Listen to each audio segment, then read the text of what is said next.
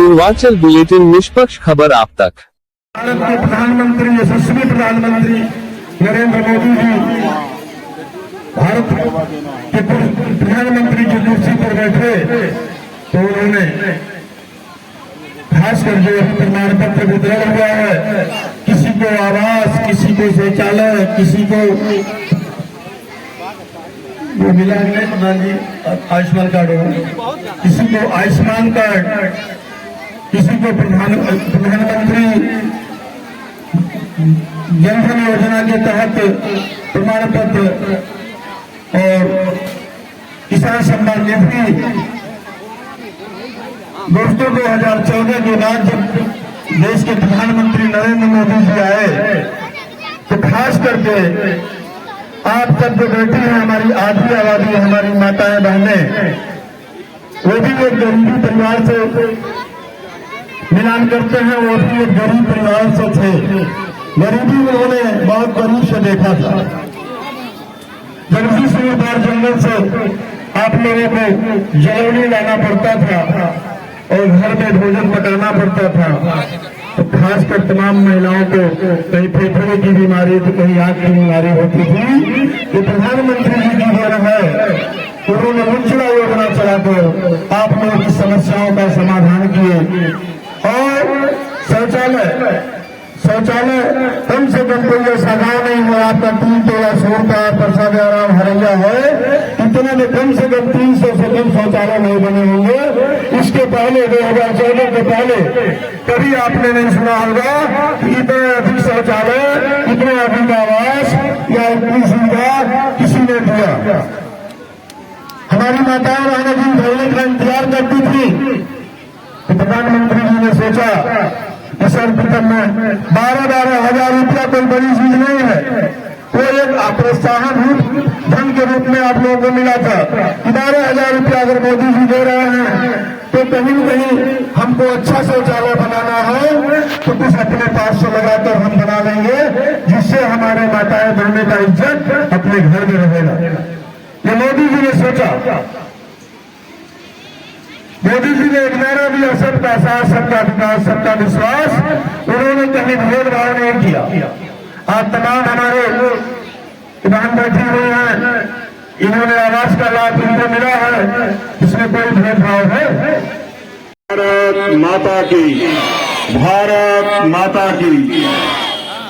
आज यहाँ विकसित भारत संकल्प यात्रा के इस छोरपार गांव में आयोजित इस कार्यक्रम में मुख्य अतिथि के रूप में हमारे बीच विराजमान आदरणीय राम सेवक जायसवाल जी, सदस्य जिला पंचायत, हमारे दक्षिणी मंडल के मंडल अध्यक्ष आदरणीय नरेंद्र प्रताप सिंह जी,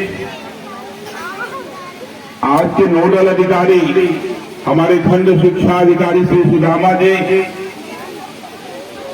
गांव के प्रधान आदरणीय आजाद जी, अताउल्ला जी, सिसवनिया के प्रधान आदरणीय राम सहाय पांडे जी, परमेश्वर यादव जी, राम प्रसाद जी, हमारे बूथ के अध्यक्ष रामवत जी, रामजीत यादव जी, अताउल्ला जी, यहाँ पर विराजमान हमारे मातृशक्ति बच्चे, हमारे बड़े भाई, बुजुर्ग साथियों, आज के इस कार्यक्रम में माननीय विधायक जी को उपस्थित होना था। तमाम कार्यक्रम इस विकसित भारत संकल्प यात्रा के चल रहे हैं, वो किसी अन्य कार्यक्रम में है और मुख्य अतिथि महोदय के साथ उन्होंने मुझे भेजा है। अभी माननीय मुख्य अतिथि महोदय ने एक रूपरेखा रखी सरकार, मोदी सरकार के क्रियाकलापों का, कार्य योजना का।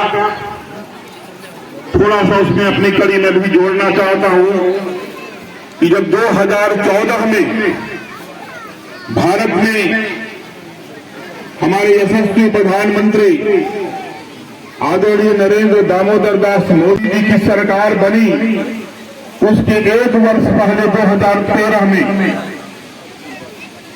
हमारे सेना अध्यक्ष ने गृह मंत्रालय को, रक्षा मंत्रालय को रिपोर्ट प्रेषित किया था कि देश विपत्ति के काल में है। अगर इस देश पर कोई आक्रमण होता है तो हमारे पास गोला बारूद नहीं है, हमारे पास आयुध नहीं है, हमारे पास कोई साधन नहीं है कि हम अपने शत्रुओं से इस देश के लोगों की रक्षा कर पाए। ये 2013 की घटना है। 2014 में सरकार बदलती है, माननीय मोदी जी प्रधानमंत्री बनते हैं, गरीब के बेटे थे, चाय बेचने वाले लोग थे और उनके वो गरीबों का दर्द भली प्रकार जानते थे।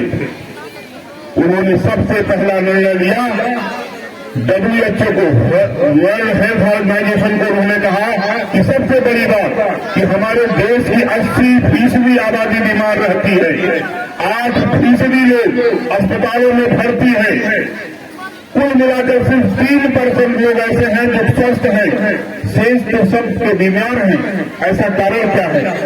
WHO का रिपोर्ट था कि बीमारों में सबसे अधिक बीमारी की जो प्रतिशत है महिलाओं में है, और महिलाओं में बीमारी का सबसे बड़ा कारण है कि उनके फेफड़ों में धुआं,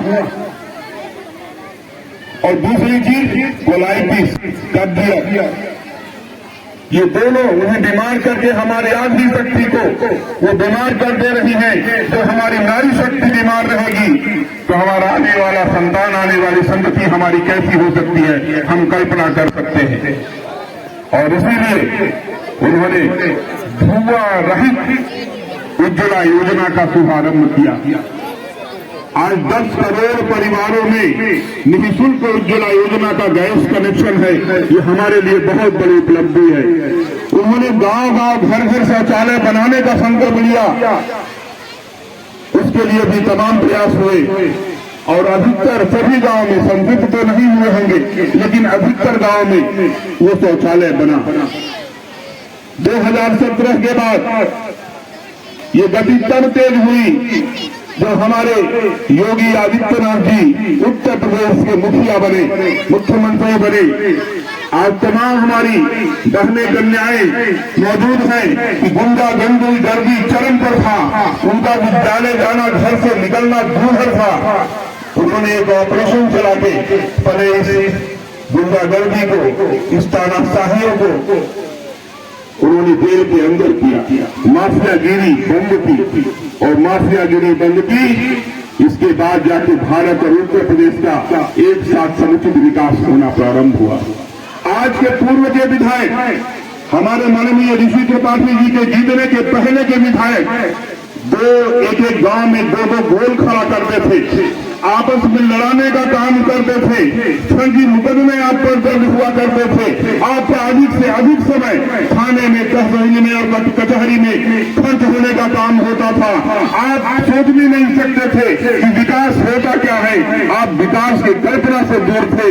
लेकिन ऋषि त्रिपाठी जी जैसे विधायक हुए हमारे बीच में, उन्होंने इस गुटबंदी को रोका, फर्जी मुकदमेबाजी को रोका, फर्जी थाना पुलिस गुंडागर्दियों को रोका, पुलिस की अतिवादिता को रोका, और आज तब हम विकास की तरफ सोच रहे हैं। और ये जो कार्यक्रम चल रहा है, ये विकसित भारत संकल्प यात्रा, कि हम भारत को विकसित कैसे कर सके, इसलिए विकास के आगे पहिए को आगे बढ़ाने के लिए यात्रा है। हम सब इस विकास के रथ को आगे बढ़ाए। हर जन जब विकास के बारे में सोचेगा तभी यह देश आगे बढ़ेगा। हमारे मर्यादा पुरुषोत्तम भगवान श्री राम ने जब लंका का युद्ध जीता तो लक्ष्मण ने कहा कि भैया लंका तो सोने की है, यहाँ विभीषण को नहीं हो न हो, हम ही में से कोई राजा बन जाए। तब राम ने कहा था कि स्वर्णमयी लंका अपि न रोचते लक्ष्मण और जननी जन्मभूमि स्वर्गागत गरीयसी। ये हमारी धरती है, ये हमारा गांव है, ये हमारे लोग हैं, ये हमारी सरकार है, ये हमारे पृथ्वी है, ये हमारे विधायक हैं, ये हमारे भाई हैं, बिना किसी धर्म के, बिना जात के, बिना भेदभाव के सोचे हमें सूर पार का विकास अगर करना है तब ये उत्तर प्रदेश से महाराजगंज आगे जाएगा, उत्तर प्रदेश आगे जाएगा और ये भारत आगे बढ़ेगा। और निश्चित रूप से भारत विश्व गुरु रहा है। अगर हम अपने इस मुहिम में कामयाब रहे, हमारी सोच विकास की रही, हम हर भावना से ऊपर उठकर खाली विकास के बारे में सोचेंगे तो हमारे माननीय मंत्री और हमारे सांसद पंकज चौधरी जी, हमारे माननीय विधायक ऋषि त्रिपाठी जी, हमारे जिला पंचायत के सदस्य, हमारे मंडल अध्यक्ष, हम सभी, हमारे प्रधान जी, हम सभी विकास करने के लिए तत्पर हैं। हम हमेशा विकास के मार्ग को प्रशस्त करते हैं। इन्हीं शब्दों के साथ मैं चाहता हूं कि अपने वाणी को विराम दूं। एक बार पुनः भारत माता की